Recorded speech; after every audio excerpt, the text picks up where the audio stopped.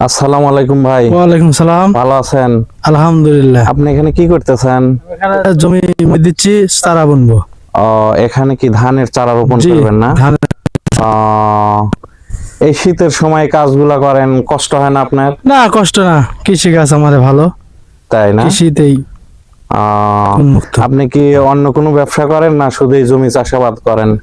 না, জমি চাষাবাদ করি। জমি চাষাবাদ। পাশাপাশি গরু আছে, গরু পালি আর কি।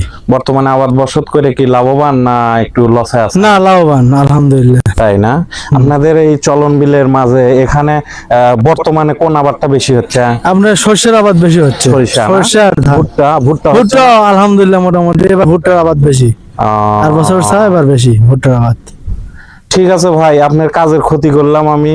হ্যাঁ, সমস্যা নাই। আসলে গ্রাম অঞ্চলের ঐতিহ্য নিদর্শন এগুলা তুলে ধরাই মানুষের সামনে আমার কাজ। না, ঠিক তো আছে। এই জন্যই আপনার